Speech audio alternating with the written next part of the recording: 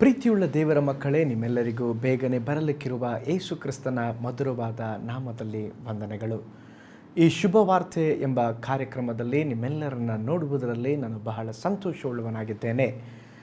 ಈ ದಿನ ಕೂಡ ಒಂದು ಸಂದೇಶವನ್ನು ನಾವು ಧ್ಯಾನಿಸೋಣ. ದೈವಿಕ ಸಂತೋಷ.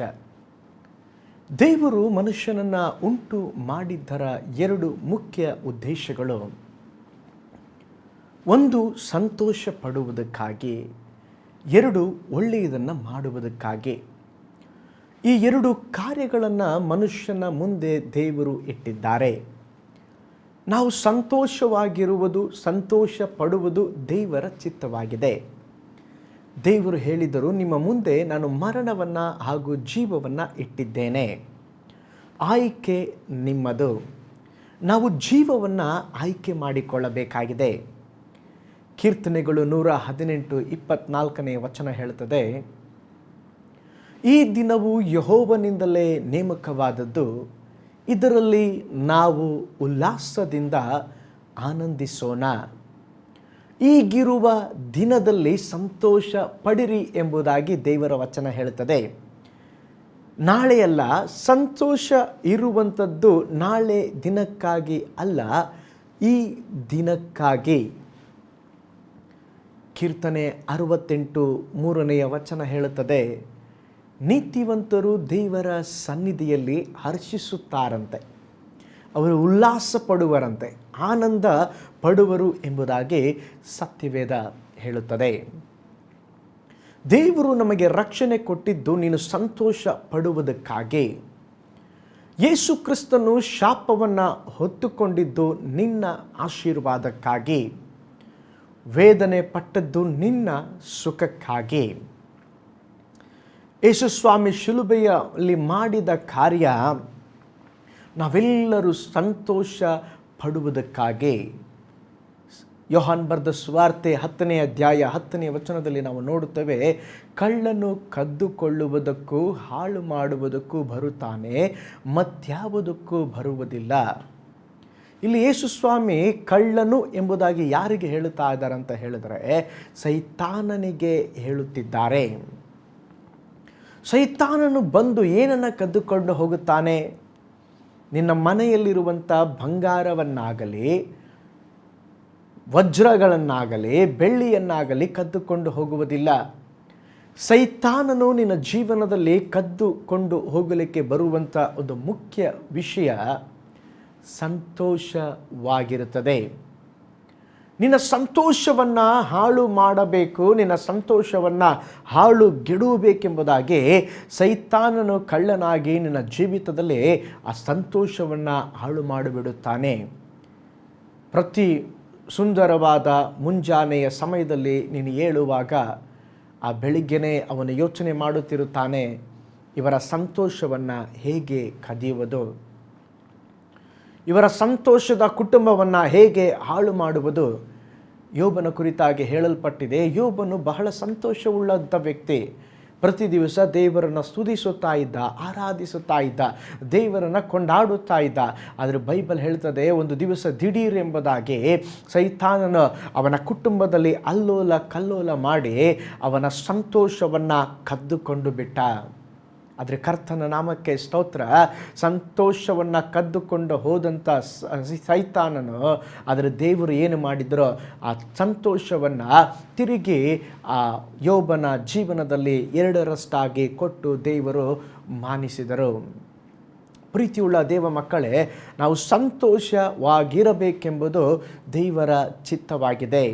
ಫಿಲಿಪ್ಪಿ ಬರೆದ ಪತ್ರಿಕೆ 4ನೇ ಅಧ್ಯಾಯ 4ನೇ ವಚನ ಹೇಳುತ್ತದೆ, ಯಾವಾಗಲೂ ಕರ್ತನಲ್ಲಿ ಸಂತೋಷಿಸಿರಿ. ಇಲ್ಲಿ ಅಪೊಸ್ತಲ ಪೌಲನು ಈ ಪತ್ರಿಕೆಯನ್ನು ಸೆರೆಮನೆಯಲ್ಲಿ ಬರೆಯುತ್ತಿದ್ದಾನೆ. ಸಂತೋಷ ಪಡುವುದಕ್ಕೆ ಯಾವ ಒಳ್ಳೆಯ ಸಂದರ್ಭವೂ ಅವನಿಗೆ ಇಲ್ಲ. ಆದರೆ ಆ ಫಿಲಿಪ್ಪಿ ಪತ್ರಿಕೆಯ ಪ್ರಾಮುಖ್ಯವಾದಂಥ ವಿಷಯ, ಪ್ರಾಮುಖ್ಯವಾದ ಪದ ಯಾವುದು ಗೊತ್ತಾ? ಸಂತೋಷ. ಅಪೊಸ್ತಲ ಪೌಲನಿಗೆ ಗೊತ್ತಿತ್ತು, ಅವನ ಜೀವನದಲ್ಲಿ ಬಂದಂಥ ಅನೇಕ ಹಿಂಸೆಗಳಾಗಲಿ, ಶೋಧನೆಗಳಾಗಲಿ, ಏನು ಬಂದರೂ ಕೂಡ ದೇವರು ಕೊಟ್ಟಂಥ ಆ ದೈವಿಕವಾದ ಸಂತೋಷವನ್ನು ನಾನು ಹಾಳು ಮಾಡಿಕೊಳ್ಳಲಾರೆ. ಆ ಪತ್ರಿಕೆ ಬಹಳ ಚಿಕ್ಕ ಪತ್ರಿಕೆ, 4 ಅಧ್ಯಾಯಗಳಿದೆ. ಪ್ರತಿಯೊಂದು ಅಧ್ಯಾಯದಲ್ಲಿ ಕೂಡ ಸಂತೋಷದ ಕುರಿತಾಗಿ ಅಪೊಸ್ತಲ ಪೌಲನು ಹೇಳುತ್ತಾ ಇದ್ದಾನೆ. ಫಿಲಿಪ್ಪಿ ಬರೆದ ಪತ್ರಿಕೆ 1ನೇ ಅಧ್ಯಾಯ 3 ಮತ್ತು 4ನೆಯ ವಚನದಲ್ಲಿ ನಾವು ನೋಡುತ್ತಾ ಇದ್ದೇವೆ. ಅಪೊಸ್ತಲ ಪೌಲನು ಹೇಳ್ತಾನೆ, ನಾನು ಎಲ್ಲ ಸಮಯಗಳಲ್ಲಿ ಸಂತೋಷದಿಂದ ಬೇಡುವವನಾಗಿದ್ದೇನೆ. ಫಿಲಿಪ್ಪಿ ಬರೆದ ಪತ್ರಿಕೆ 2ನೇ ಅಧ್ಯಾಯ 17 ಮತ್ತು 18ನೇ ವಚನದಲ್ಲಿ ನೋಡುತ್ತೇವೆ, ಸೇವೆಯಲ್ಲಿ ನಾನು ಪಾನ ದ್ರವ್ಯವಾದರೂ ನನಗೆ ಸಂತೋಷ. ಫಿಲಿಪ್ಪಿ ಬರೆದ ಪತ್ರಿಕೆ 3ನೇ ಅಧ್ಯಾಯ 1ನೇ ವಚನ ಹೇಳ್ತದೆ, ಕಡೆ ಮಾತೇನೆಂದರೆ ಯಾವಾಗಲೂ ನೀವು ಕರ್ತನಲ್ಲಿ ಸಂತೋಷಿಸಿರಿ. ಫಿಲಿಪ್ಪಿ ಬರೆದ ಪತ್ರಿಕೆ 4ನೇ ಅಧ್ಯಾಯ 4ನೇ ವಚನ ಹೇಳುತ್ತದೆ, ಯಾವಾಗಲೂ ತಿರುಗಿ ಹೇಳುತ್ತೇನೆ, ಯಾವಾಗಲೂ ನೀವು ಕರ್ತನಲ್ಲಿ ಸಂತೋಷಿಸಿರಿ. ಹೌದು ಪ್ರಿಯರೇ, ಸಂತೋಷ ನಮ್ಮ ಸನ್ನಿವೇಶದ ಮೇಲೆ ಇರಬಾರದು. ಸಮಯ ಯಾರಿಗಾಗಿ ಕೂಡ ಕಾಯುವುದಿಲ್ಲ. ಆದ್ದರಿಂದ ಇರುವ ಸಮಯವನ್ನು ಸಂತೋಷವಾಗಿ ಕಳೆಯಿರಿ. ಒಂದು ವೇಳೆ ನೀವು ಕೇಳ್ಬೋದು, ಪಾಸ್ಟರ್, ನಾವು ಎಂಥ ಸಂದರ್ಭದಲ್ಲಿ ಸಂತೋಷ ಪಡಬೇಕು, ಎಂಥ ಸಂದರ್ಭದಲ್ಲಿ ನಾವು ಸಂತೋಷ ಪಡಬೇಕು? ಜನರು ನಿಮ್ಮನ್ನು ದೂಷಿಸುವಾಗ, ನಿಮ್ಮ ಕುರಿತಾಗಿ ಸುಳ್ಳು ಸಾಕ್ಷಿ ಹೇಳುವಾಗ ನೀವು ಸಂತೋಷ ಪಡ್ರಿ. ಮತ್ತಾಯನ ಬರೆದ ಸುವಾರ್ತೆ 5ನೇ ಅಧ್ಯಾಯ 10ರಿಂದ 12ನೇ ವಚನದಲ್ಲಿ ನೋಡ್ತೇವೆ, ಜನರು ನಿಮ್ಮ ಮೇಲೆ ಸುಳ್ಳು ಸಾಕ್ಷಿಯನ್ನು ಹೊರಿಸಿದರೆ ನೀವು ಧನ್ಯರು ಎಂಬುದಾಗಿ ದೇವರು ಹೇಳ್ತಾ ಇದ್ದಾರೆ. ಸುಳ್ಳು ಸಾಕ್ಷಿ ನಿಮ್ಮ ಮೇಲೆ ಹೊರಿಸಲ್ಪಡುವಾಗ ಗೋಳೋ ಎಂಬುದಾಗಿ ನೀವು ಅಳಬೇಡ್ರಿ, ನೀವು ಸಂತೋಷವಾಗಿರ್ರಿ, ನೀವು ಧನ್ಯರು ಎಂಬುದಾಗಿ ಯೇಸು ಸ್ವಾಮಿ ಹೇಳುತ್ತಿದ್ದಾರೆ. ಹೌದು ಪ್ರೀತಿಯುಳ್ಳ ದೇವ ಮಕ್ಕಳೇ, ನಮ್ಮ ಸಂತೋಷ ಸನ್ನಿವೇಶದಲ್ಲಿ ಇರಬಾರದು. ಎರಡನೇದಾಗಿ, ಏನು ಇಲ್ಲದಿರುವ ಅನುಭವದಲ್ಲಿ ನಾವು ಸಂತೋಷ ಪಡಬೇಕು.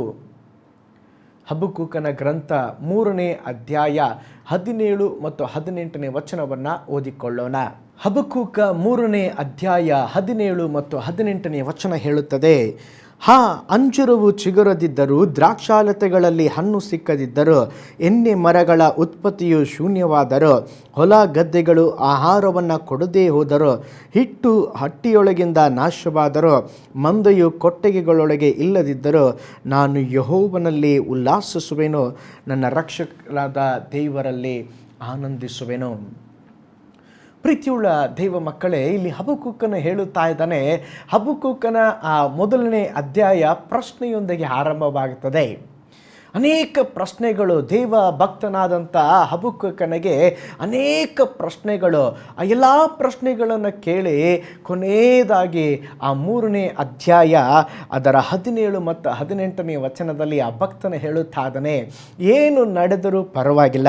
ಅವನು ಹೇಳುತ್ತಾ ಇದ್ದಾನೆ, ಅಂಜೂರ ಮರವು ಚಿಗುರದಿದ್ದರು, ದ್ರಾಕ್ಷ ಲತೆಗಳಲ್ಲಿ ಹಣ್ಣು ಸಿಗದಿದ್ದರು, ಎಣ್ಣೆಗಳ ಮರವು ಉತ್ಪತ್ತಿ ಶೂನ್ಯವಾದರೂ, ಹೊಲ ಗದ್ದೆಗಳು ಆಹಾರವನ್ನು ಕೊಡದೇ ಹೋದರೂ ಪರವಾಗಿಲ್ಲ, ನಾನು ಒಂದನ್ನು ಮಾಡುತ್ತೇನೆ. ಯಾವ ಒಂದು ಸಂಗತಿಯನ್ನು ಮಾಡುತ್ತೇನೆ ಅಂತ ಹೇಳಿದರೆ, ನಾನು ಕರ್ತನಲ್ಲಿ ಉಲ್ಲಾಸಿಸುತ್ತೇನೆ, ನಾನು ಕರ್ತನಲ್ಲಿ ಹರ್ಷಿಸುತ್ತೇನೆ ಎಂಬುದಾಗಿ ಅಲ್ಲಿ ಭಕ್ತನು ಹೇಳುತ್ತಿದ್ದಾನೆ. ಹಾಗಿರುವುದಾದರೆ ಜನರು ನಿಮ್ಮ ಮೇಲೆ ಸುಳ್ಳು ಸಾಕ್ಷಿ ಹೇಳುವಾಗ ನೀವು ಸಂತೋಷ ಪಡಿರಿ. ನಿಮ್ಮ ಜೀವಿತದಲ್ಲಿ ಏನೂ ಇಲ್ಲದಿರುವಾಗ, ನಿಮ್ಮ ಜೀವನವೇ ಪ್ರಶ್ನಾರ್ಥಕವಾಗಿ ಇರುವಾಗ ಕರ್ತನಲ್ಲಿ ಸಂತೋಷ ಪಡಿರಿ. ಮೂರನೇದಾಗಿ, ನೀವು ದೇವರ ಮಂದಿರಕ್ಕೆ ಕರೆದಾಗ ಸಂತೋಷ ಪಡಬೇಕು. ಕೀರ್ತನೆ 122 1ನೇ ವಚನ ಹೇಳುತ್ತದೆ, ಜನರು ನನ್ನನ್ನು ಕರ್ತನ ಮಂದಿರಕ್ಕೆ ಬಾ ಅಂದಾಗ ನನಗೆ ಸಂತೋಷವಾಯಿತು. ಕೀರ್ತನೆ 122 ದಾವೀದನ ಕೀರ್ತನೆ. ಆ ಕೀರ್ತನೆಯಲ್ಲಿ ದಾವೀದನು ಹೇಳುತ್ತಿದ್ದಾನೆ, ಏನಂತ ಹೇಳಿದ್ರೆ, ಜನರು ನನ್ನನ್ನು ಆಲಯಕ್ಕೆ ಕರೆದಾಗ ನನಗೆ ಸಂತೋಷ ಉಂಟಾಯಿತು. ಇವತ್ತು ಯಾರಾದರೂ ಪ್ರತಿ ಸಾರಿ ನೀವು ಚರ್ಚಿಗೆ ಬನ್ನಿರಿ ಅಂತ ಹೇಳಿದ್ರೆ ನಾನು ಸಂತೋಷದ ಮುಖಗಳನ್ನು ನೋಡಿಲ್ಲ. ಯಾಕೆಂತ ಹೇಳಿದ್ರೆ ಚರ್ಚ್ ಎಂಬುದಾಗಿ ಹೇಳಿದ್ರೆ ಅವ್ರಿಗೇನೋ ಒಂದು ವೇದನೆಯ ಸ್ಥಳ, ಅಯ್ಯೋ ಈ ವಾರವೂ ಚರ್ಚೆಗೆ ಹೋಗ್ಬೇಕಾ, ಪ್ರಸಂಗ ಕೇಳಬೇಕಾ, ವಾಕ್ಯ ಕೇಳಬೇಕಾ. ಆದರೆ ದಾವೀದನ ಜೀವಿತದಲ್ಲಿ ನಾವು ನೋಡುತ್ತಾ ಇದ್ದೇವೆ, ಜನರು ಆತನನ್ನು ಸಭೆಗೆ ಹೋಗೋಣ, ಆಲಯಕ್ಕೆ ಹೋಗೋಣ ಎಂಬುದಾಗಿ ಹೇಳಿದಾಗ ಅವನು ಏನು ಮಾಡಿದನಂತ ಹೇಳಿದ್ರೆ ಸಂತೋಷ ಪಟ್ಟನು ಎಂಬುದಾಗಿ ವಾಕ್ಯ ಹೇಳಲ್ಪಟ್ಟಿದೆ. ಪಾರ್ಟಿಗೆ ಕರೆದಾಗ ಅಲ್ಲ, ಗ್ರೌಂಡಿಗೆ ಕರೆದಾಗ ಅಲ್ಲ, ಅವನನ್ನು ಆಲಯಕ್ಕೆ ಕರೆದಾಗ ಅವನಿಗೆ ಸಂತೋಷ ಉಂಟಾಯಿತು. ಕೀರ್ತನೆ 16ನೇ ಅಧ್ಯಾಯ 11ನೇ ವಚನದಲ್ಲಿ ನಾವು ನೋಡುತ್ತೇವೆ, ದೇವರೇ ನಿನ್ನ ಆಲಯದಲ್ಲಿ ಪರಿಪೂರ್ಣ, ನಿನ್ನ ಸನ್ನಿಧಾನದಲ್ಲಿ ಪರಿಪೂರ್ಣ ಸಂತೋಷವಿದೆ. ಅರ್ಧಮರ್ಧ ಅಲ್ರಿ, ಸ್ವಲ್ಪ ಅಲ್ಪವಲ್ಲ, ಪರಿಪೂರ್ಣ ಸಂತೋಷ. ನಿನ್ನ ಸಾನ್ನಿಧ್ಯದಲ್ಲಿ ಪರಿಪೂರ್ಣ ಸಂತೋಷವಿದೆ ಎಂಬುದಾಗಿ ಆ ವಾಕ್ಯ ಭಾಗದಲ್ಲಿ ನೋಡುತ್ತೇವೆ. ಅಪೊಸ್ತಲರ ಕೃತ್ಯ 2ನೇ ಅಧ್ಯಾಯ 28ನೇ ವಚನದಲ್ಲಿ ನೋಡುತ್ತೇವೆ, ನಿನ್ನ ಸಮ್ಮುಖದಲ್ಲಿ ನನಗೆ ಆನಂದ ಭರಿತನಾಗ ಮಾಡುವೆ. ನಮಗೆ ನಿಜವಾದ ಸಂತೋಷ ಎಲ್ಲಿ ಸಿಗುತ್ತದೆ ಗೊತ್ತಾ? ದೇವರ ಆಲಯದಲ್ಲಿ. ದೇವರೊಂದಿಗೆ ಸರಿಯಾದ ಸಂಬಂಧ ಇರುವುದಾದರೆ ಅದು ಸಂತೋಷವನ್ನು ಕೊಡುತ್ತದೆ. ಅನೇಕ ಜನರಿಗೆ ದೇವರೊಂದಿಗೆ ಸಂಬಂಧವಿದೆ, ಆದರೆ ಸರಿಯಾದ ಸಂಬಂಧವಿಲ್ಲ.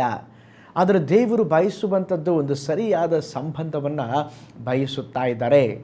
ಲೂಕನ ಬರೆದ ಸುವಾರ್ತೆ 24ನೇ ಅಧ್ಯಾಯ 52ನೇ ವಾಕ್ಯ ಹೇಳ್ತದೆ, ಜನರು ಯೇಸುಸ್ವಾಮಿ ಅನೇಕರಿಗೆ ಪುನರುತ್ಥಾನ ಹೊಂದಿದ ಮೇಲೆ ಕಾಣಿಸಿಕೊಂಡಾಗ ಆತನು ಪರಲೋಕಕ್ಕೆ ಒಯ್ಯಲ್ಪಟ್ಟ ಮೇಲೆ ಜನರು ಆತನನ್ನು ಆರಾಧಿಸಿ ಬಹು ಸಂತೋಷದಿಂದ ಯೆರೂಸಲೇಮಿಗೆ ಹೋದ್ರಂತೆ. ಹೇಗೋದ್ರಂತೆ? ಆರಾಧನೆ ಮಾಡಿ ಸಂತೋಷವಾಗಿ ಹೋದ್ರಂತೆ. ಇವತ್ತು ನಿಮ್ಮನ್ನು ನೀವೇ ವಿಚಾರ ಮಾಡಿಕೊಳ್ಳ್ರಿ. ಇವತ್ತು ನಾವು ಸಭೆಗೆ ಹೋಗ್ತಾ ಇದ್ದೇವೆ, ಚರ್ಚಿಗಳಿಗೆ ಹೋಗ್ತಾ ಇದ್ದೇವೆ, ಆಲಯಕ್ಕೆ ಹೋಗ್ತಾ ಇದ್ದೇವೆ. ಹೋಗಿ ಬರುವಾಗ ಹೇಗೆ ಬರ್ತಾ ಇದ್ದೇವೆ? ಹೋಗುವಾಗ ಸಂತೋಷವಾಗಿ ಹೋಗಿರ್ತೇವೆ, ಬರುವಾಗ ನಮ್ಮ ಮುಖ ಬಹಳ ಸಪ್ಪೆ ಮುಖವಾಗಿರುತ್ತದೆ. ಅದಕ್ಕೆ ಇವತ್ತು ನಮ್ಮ ಮುಖ ನೋಡಿ ಬೇರೆ ಜನರು ಆಲಯಕ್ಕೆ ಬರ್ತಾ ಇಲ್ಲ.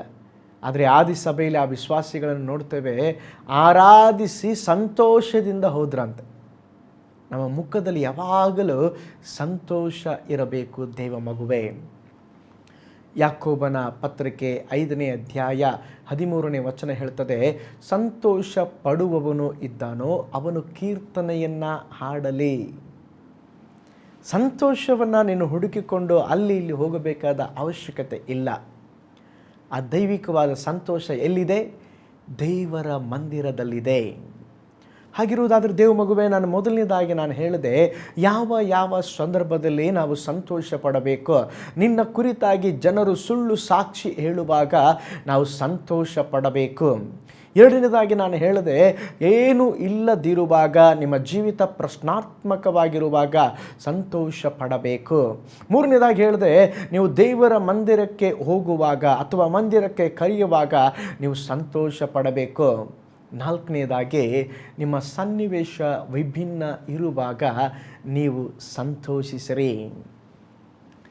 ನನಗೆ ಒಂದು ಒಳ್ಳೆಯ ಉದಾಹರಣೆ ಬೈಬಲಿಂದ ನೆನಪಿಗೆ ಬರುತ್ತದೆ. ಅಪೊಸ್ತಲ ಪೌಲನು ಮತ್ತು ಸೀಲನು ಸುವಾರ್ತೆಯ ನಿಮಿತ್ತವಾಗಿ ಅವರನ್ನು ಬಂಧಿಸಿದ್ದಾರೆ, ಕೈಗಳನ್ನು ಕಟ್ಟಿದ್ದಾರೆ, ಕಾಲುಗಳನ್ನು ಕಟ್ಟಿದ್ದಾರೆ. ಈಗಿರುವಂಥ ಜೈಲಲ್ಲ, ಆಗಿನ ಕಾಲಗಳಲ್ಲಿ ಅವರಿಗೆ ಬಗ್ಗುವುದಕ್ಕಾಗೋದಿಲ್ಲ, ಕಾಲುಗಳನ್ನು ಮಡಚುವುದಕ್ಕಾಗೋದಿಲ್ಲ. ಬಹಳ ಮೈಯೆಲ್ಲ ರಕ್ತ ಸುರಿಯುತ್ತಾ ಇದೆ. ಹಾಗೆ ಹಾಕಲ್ಪಟ್ಟಾಗ ಅವರ ದೇಹ ಅಲುಗಾಡಿಸಲಿಕ್ಕೆ ಆಗುತ್ತಾ ಇಲ್ಲ. ಬೈಬಲ್ ಹೇಳ್ತದೆ, ಒಬ್ಬರಿಗೊಬ್ಬರು ಒಂದು ಮುಖವನ್ನು ನೋಡಿಕೊಂಡು, ನೋಡಪ್ಪ ನಮ್ಮ ಜೀವನ ಎಷ್ಟು ಒಂದು ವೇದನೆಯ ಜೀವನ, ನಮ್ಮ ಕಣ್ಣೀರಿನ ಜೀವನ ಅಂತ ಹೇಳಿ ಅವರ ಹಾಡಾಡಲಿಲ್ಲ. ನಾವೆಲ್ಲ ಒಂದು ಹಾಡಾಡ್ತೀವಲ್ವ, ಕಣ್ಣೀರಿನಿಂದ ನಾ ಬಂದೆನು ಶ್ರೀಯೇಸು ಪಾದಕ್ಕೆ ಕ್ಷಮೆಯಾಚಿ. ಈ ಥರ ಕಣ್ಣೀರಿನ ಹಾಡನ್ನು ಅವ್ರು ಹಾಡಲಿಲ್ಲ. ಬೈಬಲ್ ಹೇಳ್ತದೆ, ಸಂತೋಷಪಟ್ಟು ಕೈಗಳನ್ನು ತಟ್ಟಿ ಉಲ್ಲಾಸದಿಂದ ದೇವರನ್ನು ಹಾಡಿ ಸ್ತುತಿಸಿದರೆಂಬುದಾಗಿ ಬೈಬಲ್ ವಚನದಲ್ಲಿ ನಾವು ನೋಡ್ತೇವೆ. ಇವತ್ತು ನಾವು ಹೇಗೆ ದೇವರನ್ನು ಆರಾಧಿಸುತ್ತಾ ಇದ್ದೇವೆ?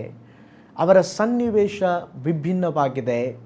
ಆದರೂ ಕೂಡ ಅವರು ಧೈರ್ಯವಾಗಿ ದೇವರನ್ನು ಆರಾಧಿಸಿ ಸ್ತುತಿಸುತ್ತಾ ಇದ್ದಾರೆ. ಪ್ರೀತಿಯುಳ್ಳ ದೇವ ಮಕ್ಕಳೇ, ನಾವು ಸಂತೋಷವಾಗಿರಲು ನಮಗೆ 7 ಸಂಗತಿಗಳನ್ನು ನಿಮ್ಮೊಂದಿಗೆ ಹೇಳ್ತೇನೆ. ಯಾವಾಗ ನಾವು ಸಂತೋಷವಾಗಿರಬೇಕೆಂಬುದಾಗಿ ಮೊದಲನೇದಾಗಿ ಹೇಳಿದೆ. ಜನರು ನಿಮ್ಮ ಮೇಲೆ ಸುಳ್ಳು ಸಾಕ್ಷಿ ಹೇಳುವಾಗ. ಎರಡನೇದಾಗಿ ನಾನು ಹೇಳಿದೆ, ಏನು ಇಲ್ಲದಿರುವಾಗ ಅಥವಾ ನಿಮ್ಮ ಜೀವಿತ ಪ್ರಶ್ನಾರ್ಥಕವಾಗಿರುವಾಗ. ಮೂರನೇದಾಗಿ ಹೇಳಿದೆ, ಆರಾಧನೆಗೆ ಕರೆದಾಗ. ನಾಲ್ಕನೇದಾಗಿ ನಾನು ಹೇಳಿದೆ, ಸನ್ನಿವೇಶಗಳೆಲ್ಲ ವಿಭಿನ್ನವಾಗಿರುವಾಗ. ನಾವು ಸಂತೋಷವಾಗಿರಲು ಇನ್ನೂ 7 ಸಂಗತಿಗಳನ್ನು ಹೇಳ್ತಾರೆ. ಯಾಕೆ ನಾವು ಸಂತೋಷ ಪಡಬೇಕು? ನಮ್ಮ ಹೆಸರುಗಳು ಪರಲೋಕದಲ್ಲಿ ಬರೆಯಲ್ಪಟ್ಟಿವೆ. ಲೂಕನ ಬರೆದ ಸುವಾರ್ತೆ 10ನೇ ಅಧ್ಯಾಯ 20ನೇ ವಚನ ನಿಮಗೋಸ್ಕರವಾಗಿ ನಾನು ಓದುತ್ತೇನೆ. ದೆವ್ವಗಳು ನಮಗೆ ಅಧೀನವಾಗಿದೆ ಎಂದು ಸಂತೋಷ ಪಡದೆ ನಮ್ಮ ಹೆಸರುಗಳು ಪರಲೋಕದಲ್ಲಿ ಬರೆದಿರುತ್ತವೆ ಎಂದು ಸಂತೋಷ ಪಡಿರಿ. ಇಲ್ಲಿ ವಾಕ್ಯ ಹೇಳಲ್ಪಟ್ಟಿದೆ, ನಾವು ಯಾಕೆ ಸಂತೋಷ ಪಡಬೇಕಂತೆ? ನಮ್ಮ ಹೆಸರುಗಳು ಪರಲೋಕದಲ್ಲಿ ಬರೆಯಲ್ಪಟ್ಟಿದೆ ಅಂತೆ. ಎಷ್ಟು ಸಂತೋಷಕರವಾದ ವಿಷಯ ದೇವ ಮಗುವೆ. ನೀನು ಯಾವಾಗ ಯೇಸುವನ್ನು ಅಂಗೀಕರಿಸಿಕೊಳ್ಳುತ್ತೀಯೋ, ಯೇಸುವನ್ನು ಯಾವಾಗ ನಂಬುತ್ತೀಯೋ, ಯಾವಾಗ ನೀನು ದೇವರ ಮಗುವಾಗಿ ಮಾರ್ಪಡುತ್ತೀಯೋ, ಆ ಸಮಯದಲ್ಲಿ ನಿನ್ನ ಹೆಸರು ಪರಲೋಕದಲ್ಲಿ ಬರೆಯಲ್ಪಡುತ್ತದೆ. ಹಾಗಾದರೆ ಯಾವುದಕ್ಕಾಗಿ ಸಂತೋಷ ಪಡಬೇಕು? ನಮ್ಮ ಹೆಸರುಗಳು ಪರಲೋಕದಲ್ಲಿ ಬರೆಯಲ್ಪಟ್ಟವೆ. ಇಲ್ಲಿ ಬಂದು ಶಿಷ್ಯರು ಹೇಳ್ತಾ ಇದ್ದಾರೆ, ಯೇಸುವೇ ನಿನ್ನ ಹೆಸರು ಹೇಳಿದೆವು, ಸೈತಾನನ ಓಡಿಸಿದೆವು. ಅವ್ರಿಗೆ ಬಹಳ ಸಂತೋಷ. ಓ ಯೇಸು ಸ್ವಾಮಿ ಹೆಸರಲ್ಲಿ ನಾವು ಸೈತಾನ ಓಡಿಸಿದ್ದೇವೆ, ಸಂತೋಷ. ಆದರೆ ಯೇಸು ಸ್ವಾಮಿ ಹೇಳ್ತಾ ಇದ್ದಾರೆ, ಅದಕ್ಕಲ್ಲಪ್ಪ ಸಂತೋಷ ಪಡೋದು, ನಿಮ್ಮ ಹೆಸರುಗಳು ಪರಲೋಕದಲ್ಲಿ ಬರೆಯಲ್ಪಟ್ಟಿವೆ ಎಂಬುದಾಗಿ ಸಂತೋಷ ಪಡಿರಿ. ಎರಡನೇದಾಗಿ, ನಾವು ಪಡೆದಿರುವ ದೀಕ್ಷಾಸ್ಥಾನಕ್ಕಾಗಿ ನಾವು ಸಂತೋಷ ಪಡಬೇಕು. ಅಪೊಸ್ತಲ ಕೃತ್ಯಗಳು 8ನೇ ಅಧ್ಯಾಯ 39ನೇ ವಚನ. ಅವರು ನೀರನ್ನು ಬಿಟ್ಟು ಮೇಲಕ್ಕೆ ಬಂದಾಗ ಕರ್ತನ ಆತ್ಮ ಫಿಲಿಪ್ಪನನ್ನು ಎತ್ತಿಕೊಂಡು ಹೋಗಲಾಗಿ ಕಂಚುಕಿಯು ಸಂತೋಷವುಳ್ಳವನಾಗಿ ತನ್ನ ದಾರಿಯನ್ನು ಹಿಡಿದು ಅವನನ್ನು ಕಾಣಲೇ ಇಲ್ಲ. ಪ್ರೀತಿಯುಳ್ಳ ದೇವ ಮಕ್ಕಳೇ, ಇಲ್ಲೊಬ್ಬ ವ್ಯಕ್ತಿ ಸಂತೋಷ ಪಡುತ್ತಾ ಇದ್ದಾನೆ. ಯಾವುದಕ್ಕಾಗಿ ಗೊತ್ತಾ? ದೀಕ್ಷಾಸ್ಥಾನವನ್ನು ಅವನೊಬ್ಬ ದೊಡ್ಡ ಅಧಿಕಾರಿ, ಅವನೊಂದು ಚಿಕ್ಕ ರಥದಲ್ಲಿ ಅವನನ್ನು ಹೊತ್ತುಕೊಂಡು ಹೋಗುತ್ತಾ ಇದ್ದಾರೆ. ಅವನು ಯೆಶಾಯನ ಬರೆದ ಪ್ರವಾದನೆ ಗ್ರಂಥ ಓದುತ್ತಾ ಇದ್ದಾನೆ. ಅವನಿಗೆ ಅರ್ಥವಾಗ್ತಾ ಇಲ್ಲ. ತಕ್ಷಣ ಪವಿತ್ರಾತ್ಮನು ಫಿಲಿಪ್ಪನನ್ನು ಕರ್ಕೊಂಡೋಗಿ ಅವನಿಗೆ ಸುವಾರ್ತೆ ಸಾರಿದಾಗ ತಕ್ಷಣ ಅವನು ಸುವಾರ್ತೆ ಕೇಳಿ ಅವನೇ ಕೇಳ್ತಾ ಇದ್ದಾನೆ, ನಿನಗೇನು ಅಪ್ಪನೇ ಇಲ್ಲ, ನಿನಗೇನು ತೊಂದರೆ ಇಲ್ಲಂದರೆ ನನಗೆ ಇಲ್ಲೇ ದೀಕ್ಷಾಸ್ಥಾನ ಕೊಟ್ಟುಬಿಡಿ. ಅಲ್ಲಿ ನೋಡಿದ್ರೆ ನೀರಿತ್ತು, ನದಿ ಇತ್ತು. ಅಲ್ಲಿ ಹೋಗಿ ದೀಕ್ಷಾಸ್ಥಾನ ಕೊಟ್ಟಾಗ ದೀಕ್ಷಾಸ್ಥಾನ ತೆಗೆದುಕೊಂಡು ಮೇಲಕ್ಕೆ ಬರುವಾಗ ಆ ಕಂಚುಕಿಯು ಬಹಳ ಸಂತೋಷ ಪಟ್ಟನಂತೆ. ಯಾಕೆ ಗೊತ್ತಾ? ಅದು ರಕ್ಷಣೆಯ ಸಂತೋಷ. ಇವತ್ತು ದೀಕ್ಷಾಸ್ಥಾನ ತಗೊಳ್ರಿ ಅಂತ ಹೇಳಿದ್ರೆ ಕೆಲವರೆಲ್ಲ ಅಳ್ತಾ ದೀಕ್ಷಾಸ್ಥಾನ ತೆಗೆದುಕೊಳ್ತಾರೆ. ಆದರೆ ಇಲ್ಲಿ ಒಬ್ಬ ಭಕ್ತನ ನೋಡ್ತೇವೆ, ಅವನಲ್ಲಿ ಒಂದು ನಂಬಿಕೆ ಇದೆ, ಒಂದು ನಿರೀಕ್ಷೆ ಇದೆ. ಅವನು ದೀಕ್ಷಾಸ್ಥಾನ ತೆಗೆದುಕೊಂಡಿದ್ದಕ್ಕಾಗಿ ಸಂತೋಷಪಟ್ಟ. ಮೂರನೇದಾಗಿ, ನಾವು ಪವಿತ್ರಾತ್ಮನನ್ನು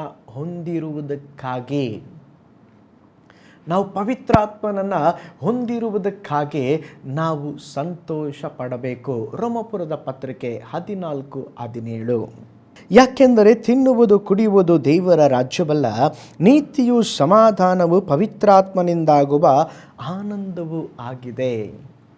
ಇಲ್ಲಿ ವಚನ ಹೇಳಲ್ಪಟ್ಟಿದೆ, ಪವಿತ್ರಾತ್ಮನಿಂದ ಉಂಟಾಗುವ ಆನಂದವೂ ಆಗಿದೆ. ಪವಿತ್ರಾತ್ಮನಿಂದ ಏನು ಉಂಟಾಗುತ್ತೆ? ಆನಂದ ಉಂಟಾಗುತ್ತೆ, ಸಂತೋಷ ಉಂಟಾಗುತ್ತೆ. ಕೆಲವರು ನೆನೆಸ್ತಾರೆ, ಪವಿತ್ರಾತ್ಮನು ಕೊಡಲ್ಪಟ್ಟೋದು ಜಿಗಿಯೋದಕ್ಕೂ, ಕೈ ತಟ್ಟೋದಕ್ಕೂ, ಕೂಗೋದಕ್ಕೂ, ಹಾರೋದಕ್ಕೂ.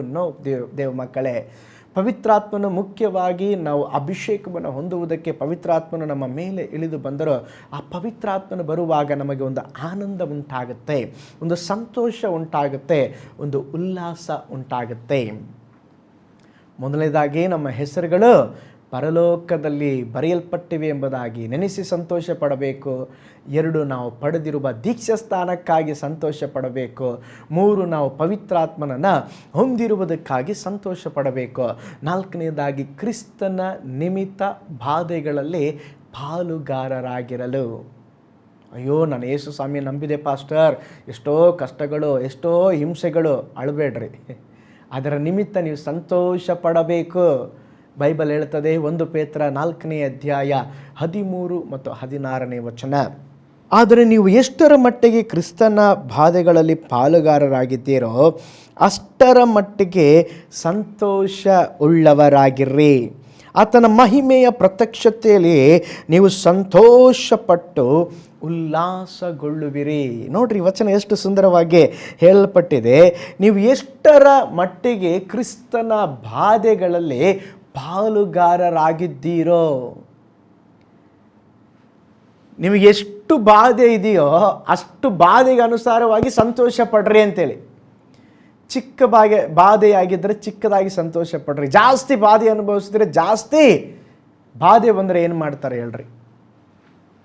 ಬಾಧೆ ಬಂದರೆ ಒಬ್ಬ ವ್ಯಕ್ತಿ ಅಳ್ತಾನೆ, ಕಣ್ಣೀರಿಡ್ತಾನೆ, ಕೂಗ್ತಾನೆ. ಯಾಕೆ? ಆ ಬಾಧೆ ಸಹಿಸಲು ಅಸಾಧ್ಯ. ಆದರೆ ಬೈಬಲ್ ಹೇಳ್ತದೆ ಏನಂತ ಹೇಳಿದ್ರೆ, ನಿನ್ನ ಬಾಧೆಗಳು ಎಷ್ಟಿದೆಯೋ ಆ ಬಾಧೆಗಳಿಗೆ ಏನು ಮಾಡಬೇಕಂತೆ? ನಾವು ಸಂತೋಷ ಪಡಬೇಕಂತೆ. ವಾವ್, ಎಷ್ಟು ಒಂದು ಒಳ್ಳೆಯ ವಾಕ್ಯ ನೋಡ್ರಿ. ಹಾಗಾದರೆ ಕ್ರಿಸ್ತನ ನಿಮಿತ್ತ ಬಾಧೆಗಳಲ್ಲಿ ಪಾಲುಗಾರರಾಗಿರಲು ನಾವು ಸಂತೋಷ ಪಡಬೇಕು. 5ನೇದಾಗಿ, ಆತ್ಮಗಳನ್ನು ನಾವು ಆದಾಯಪಡಿಸುವ ಕಾರಣ. ಒಂದು ಆತ್ಮ ರಕ್ಷಿಸಲ್ಪಟ್ಟರೆ ಪರಲೋಕದಲ್ಲಿ ಒಂದು ದೊಡ್ಡ ಪಾರ್ಟಿ ಉಂಟಾಗತ್ತಂತೆ. ಯಾರ ನಡುವೆ ಗೊತ್ತಾ ಪಾರ್ಟಿ? ದೇವದೂತರ ನಡುವೆ. ಆ ಪಾಪಿ ರಕ್ಷಿಸಲ್ಪಟ್ಟ. ಇಡೀ ಪರಲೋಕವೇ ಸಂತೋಷವಾಗುತ್ತಂತೆ. ಇಡೀ ಪರಲೋಕವೇ ಒಂದು ಕೊಂಡಾಟದಲ್ಲಿ ಇರ್ತದಂತೆ ಒಂದು ಆತ್ಮ ರಕ್ಷಿಸಲ್ಪಟ್ಟಾಗ. ಹಾಗಾದರೆ ಆತ್ಮಗಳನ್ನು ನಾವು ಆದಾಯಪಡಿಸುವಾಗ ನಮ್ಮಲ್ಲಿ ಕೂಡ ಸಂತೋಷವಾಗಬೇಕು. ಪರಲೋಕದಲ್ಲಿ ದೇವದೂತರೇ ಸಂತೋಷ ಪಡುವಾಗ ಅದಕ್ಕಿಂತಲೂ ನಾವು ಹೆಚ್ಚಿನದಾಗಿ ಸಂತೋಷ ಪಡಬೇಕು. 6ನೇದಾಗಿ, ನಮಗೆ ಸಂತೋಷ ಕೊಡುವ ದೇವರ ಸಾನ್ನಿಧ್ಯಕ್ಕಾಗಿ. ಈಗಾಗಲೇ ಆ ವಾಕ್ಯ ಭಾಗವನ್ನು ಓದಿದ್ದೇವೆ. ದೇವರೇ, ನಿನ್ನ ಸಾನ್ನಿಧ್ಯದಲ್ಲಿ ಪರಿಪೂರ್ಣ ಸಂತೋಷವಿದೆ. ನಾವು ಅಲ್ಲಿಲ್ಲೆಲ್ಲ ಹೋಗಬೇಕಾದ ಅವಶ್ಯಕತೆ ಇಲ್ಲ. ಸಂತೋಷ ಹುಡುಕೊಂಡು ಹೋಗಬೇಕಾದ ಅವಶ್ಯಕತೆ ಇಲ್ಲ. ದೇವರ ಸಾನ್ನಿಧ್ಯಕ್ಕೆ ಬಂದರೆ ಆಟೋಮೆಟಿಕ್ಕಾಗಿ ನಮಗೆ ಆ ದೈವಿಕವಾದ ಸಂತೋಷ ನಮಗೆ ಸಿಗುವಂಥದ್ದಾಗಿದೆ. ಕೊನೆಯದಾಗಿ, ನಾವು ಯೇಸುವನ್ನು ಪುನಃ ಕಾಣುತ್ತೇವೆ. ನಾವು ಯೇಸುವನ್ನು ಪುನಃ ಕಾಣುತ್ತೇವೆ. ಆದ್ದರಿಂದ ನಾವು ಸಂತೋಷ ಪಡಬೇಕು. ಒಂದು ವೇಳೆ ನೀವು ಕೇಳ್ಬೋದು, ಪಾಸ್ಟರ್, ನಾವು ಸಂತೋಷ ಪಟ್ಟರೆ ದೇವರು ಏನು ಮಾಡ್ತಾರೆ? ನಾವು ಸಂತೋಷ ಪಟ್ಟರೆ ದೇವರು ಅದ್ಭುತವನ್ನು ಮಾಡ್ತಾರೆ.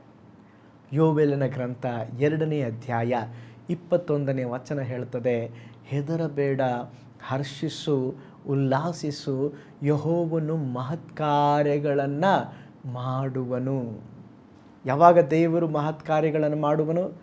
ನೀನು ಹರ್ಷಿಸುವಾಗ, ಉಲ್ಲಾಸಿಸುವಾಗ, ಸಂತೋಷ ಪಡುವಾಗ ನಿನ್ನ ಜೀವಿತದಲ್ಲಿ ದೇವರು ಅದ್ಭುತವನ್ನು ಮಾಡುತ್ತಾರೆ. 2ನೇದಾಗಿ, ನೀನು ಸಂತೋಷ ಪಡು, ದೇವರು ನಿನ್ನ ಹೃದಯದ ಇಷ್ಟಾರ್ಥಗಳನ್ನು ನೆರವೇರಿಸುತ್ತಾರೆ. ಕೀರ್ತನೆ 37:4ನೇ ವಚನ ಹೇಳುತ್ತದೆ, ಆಗ ಯೆಹೋವನಲ್ಲಿ ಸಂತೋಷಿಸುವೆ ಮತ್ತು ಆತನು ನಿನ್ನ ಇಷ್ಟಾರ್ಥಗಳನ್ನು ನೆರವೇರಿಸುವನು. ದೇವರು ನಮ್ಮ ಹೃದಯದ ಇಷ್ಟಾರ್ಥವನ್ನು ನೆರವೇರಿಸಬೇಕೆಂಬುದಾಗಿ ಬಯಸುತ್ತಾ ಇದ್ದಾರೆ. ಆದರೆ ನಾವೇನು ಮಾಡಬೇಕು? ಸಂತೋಷ ಪಡಬೇಕು. ಅದಕ್ಕೆ ಫಿಲಿಪ್ಪನೇ ಹೇಳ್ತಾ ಇದ್ದಾನೆ, ನಾನು ಪ್ರೇಯರ್ ಮಾಡುವಾಗಲೆಲ್ಲ, ನಿಮಗೋಸ್ಕರ ಬೇಡಿಕೊಳ್ಳುವ ಎಲ್ಲ ಸಮಯದಲ್ಲಿ ಸಂತೋಷವಾಗಿಯೇ ಬೇಡಿಕೊಳ್ಳುತ್ತಾನೆ. ಲೋಕ ಕೊಡುವ ರೀತಿಯಲ್ಲಿ ದೇವರು ನಮಗೆ ಸಂತೋಷ ಕೊಡೋದಿಲ್ಲ, ಅದೆಲ್ಲ ಮಾಯೆ. ಆದರೆ ದೇವರು ಕೊಡುವ ಸಂತೋಷ, ಅದನ್ನು ಯಾರೂ ತೆಗೆದು ಹಾಕಲಿಕ್ಕೆ ಸಾಧ್ಯ ಇಲ್ಲ. ಅದು ಶಾಶ್ವತವಾಗಿ ನಮ್ಮ ಜೀವಿತದಲ್ಲಿ ಇರುತ್ತದೆ. ನೆಹೆಮೀಯ 8:10 ಹೇಳ್ತದೆ, ಕರ್ತನ ಬಲವೇ ನಮ್ಮ ಸಂತೋಷ. ಹೌದು ಪ್ರಿಯರೇ, ಆತ್ಮನ ಫಲಗಳಲ್ಲಿ ಒಂದು ಫಲ ಯಾವುದಂತ ಹೇಳಿದ್ರೆ ಸಂತೋಷ. ಆದ್ದರಿಂದ ಇವತ್ತು ಅನೇಕ ಸಂಗತಿಗಳನ್ನು ನಾವು ಸತ್ಯವೇದದಲ್ಲಿ ನಾವು ನೋಡಿಕೊಂಡಿದ್ದೇವೆ. ನಾವು ಯಾವ ಸಮಯದಲ್ಲಿ ಸಂತೋಷ ಪಡಬೇಕು, ಯಾಕೆ ಸಂತೋಷ ಪಡಬೇಕೆಂಬುದಾಗಿ 7 ಕಾರಣ, ನಾವು ಸಂತೋಷ ಪಡುವಾಗ ದೇವರು ಏನು ಮಾಡುತ್ತಾನೆ ಎಂಬುದಾಗಿ ಅನೇಕ ಸಂಗತಿಗಳನ್ನು ಈ ದಿವಸ ಧ್ಯಾನಿಸಲಿಕ್ಕೆ ದೇವರು ಕೃಪೆ ಕೊಟ್ಟಿದ್ದಾರೆ. ಪ್ರೀತಿಯುಳ್ಳ ದೇವ ಮಕ್ಕಳೇ, ನಿಮ್ಮ ಜೀವಿತದಲ್ಲಿ ಅನೇಕ ಕಷ್ಟಗಳು, ನಷ್ಟಗಳು, ತೊಂದರೆಗಳು, ಸಾಲಗಳು, ಸ್ವಂತ ಮನೆಯವರಿಂದ ನಿಂದ ಅಪಮಾನಗಳು ನಿಮಗೆಲ್ಲ ಅದರ ಮಧ್ಯದಲ್ಲಿ ಹಾದು ಹೋಗುತ್ತಾ ಇರಬಹುದು.